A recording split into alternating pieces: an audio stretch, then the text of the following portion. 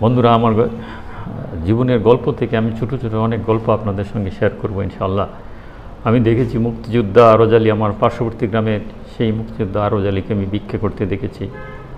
আমি দেখেছি জাকাতের কাপড় সংগ্রহ করতে গিয়ে আমার অনেক মা বোনকে পাদপৃষ্ট হয়ে মরতে দেখেছি। আমি দেখেছি রোজা ঈদ অথবা কুরবানি ঈদে অসংখ্য মানুষের ভিড়, ট্রেনে, বাসে এবং লঞ্চে চড়ে যখন মৃত্যুর ঝুঁকি নিয়ে ওরা বাড়ি ফেরেন, আমি দেখেছি তাদের কষ্ট, নিদারুণ কষ্ট। আমি দেখেছি বিজেপির কার্ড সংগ্রহ করতে গিয়ে আমার মা যখন কান্না করতে করতে বাড়ি ফিরে আসেন। আমি দেখেছি শহীদ আব্দুল জব্বারের পরিবার, ময়মনসিংহের গফরগাঁয়ের সেই বাসা শহীদ আব্দুল জব্বারের পরিবার যখন নিদারুণ কষ্টে ভুগে, আর আপনারা লক্ষ লক্ষ কোটি কোটি টাকার ফুল নিয়ে শহীদ মিনারে ফুলের উৎসব করেন।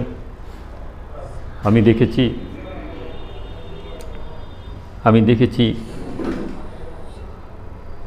লাইলাতুল কদর অথবা শবে কদরের রাত্রিতে হাজার হাজার ভিক্ষুকের সারি আমি দেখেছি।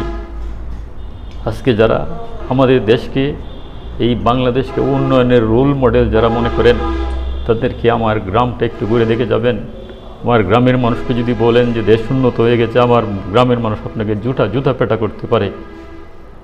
আমি দেখেছি, আমার জীবনের অভিজ্ঞতা থেকে আমি দেখতে চাই, আমি আপনাদেরকে দেখাতে চাই, সেটা হচ্ছে যে আমার জীবনে আমি ঈদের কাপড় কিনেছি বলে আমার মনে হয়নি। আমি ঈদের নতুন কাপড়ের গন্ধ আমি শুকেছি বলে আমার মনে হয়নি। আমার একটু মন খারাপ হয়নি যখন আমি দেখেছি আমার পাড়ার বা মহল্লার কারো গায়ে ঈদের নতুন জামা নেই। আমি মনকে সান্ত্বনা দিয়েছি, দু একজন ছাড়া কারো গায়ে ঈদের যা নতুন জামা ছিল না। তো আজকে যারা উন্নয়নের রোল মডেল, দেশকে ডেভেলপ হয়ে গেছে এই চিন্তা করে শত শত গাড়ির বহর নিয়ে আমার পিচ ডালা রাস্তায় বুক ফুলিয়ে চলেন, তাদেরকে বয়কট করুন, ঘৃণা করুন। তাদেরকে আপনারা ভোট দিবেন না, তাদেরকে অনেক দূরে রাখবেন। তারা আমার বন্ধু না, তারা আমাদের শত্রু।